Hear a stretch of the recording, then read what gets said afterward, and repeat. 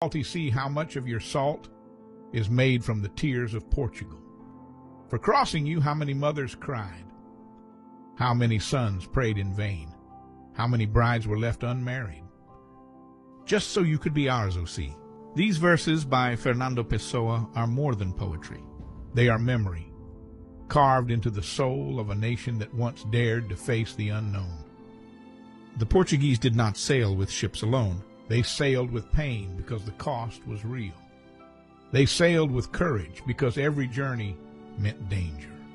And above all, they sailed with science, because only through knowledge could they navigate a world without borders, where the horizon was not the end, but the beginning. At a time when the edge of the world still inspired fear, the Portuguese looked to the sky, not with superstition, but with purpose, knowledge, and calculation. The nautical astrolabe, refined by minds like Abraham Zacuto, became the navigator's compass to the heavens. With it they measured the sun, followed the stars, and found their latitude in open sea. A simple instrument, a bronze disc in the hand, but a revolution in navigation. It turned the sky into a guide, and it proved that the unknown could be measured. Science guided them not only through the stars, but also across the surface of the earth. Voyage after voyage, the maps grew more refined, drawn from memory, guided by stars, tested by sea. They recorded coastlines, winds, and ocean currents, but also the rhythms of tides and the phases of the moon.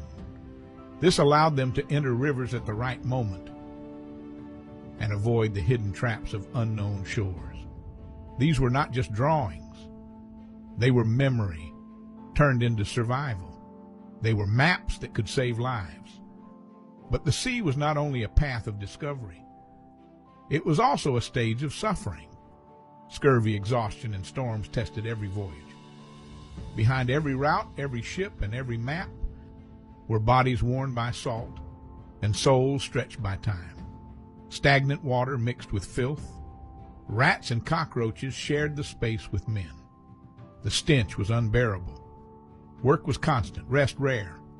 Food was scarce, hunger constant, and sometimes more than disease. It was longing that hurt the most. Even in pain, they pressed on, because hunger could be endured and longing swallowed. But the mission, the purpose, was greater than the suffering. For the Portuguese, every wave was a challenge, and every crossing an act of courage. Knowledge didn't sail on its own. It needed form, wood, sail, and genius. The caravel, light and agile, was a breakthrough in Portuguese ship design. It carried lateen sails, triangular, adapted from Mediterranean ships. These sails allowed them to tack against the wind, a revolution at sea.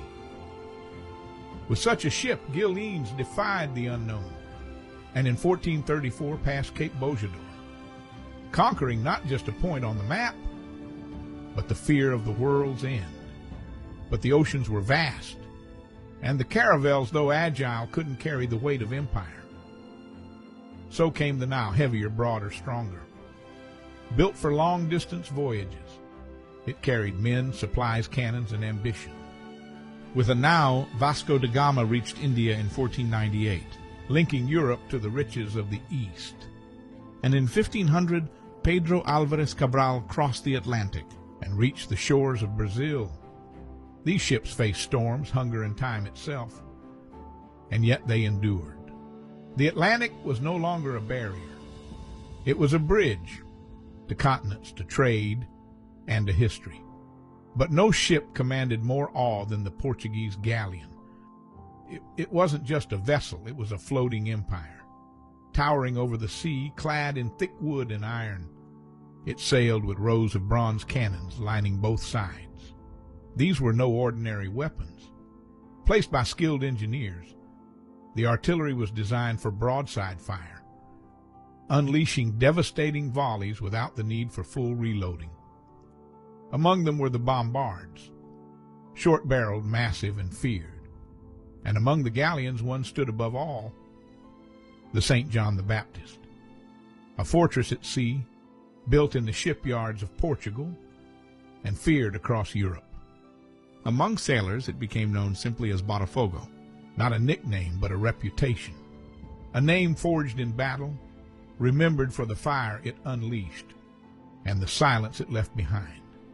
But Portugal's true legacy was never just in the fire it unleashed. It was in the mind that aimed it. The empire was built not only with sails and cannons, but with questions, with study, with the quiet power of understanding. Behind each voyage was a calculation. Behind each discovery, a vision. This legacy was not carved into stone, but drawn into maps, traced in stars, carried in the hands of those who dared to dream beyond the known. At the edge of every charted world, the Portuguese left more than routes. They left ideas. They left questions that reshaped knowledge. And they left the soul of a people who believed that moving forward was not only a matter of wind and waves, but of will. Even when the sea resisted, they pressed on. Because for them, understanding the world was the greatest conquest of all.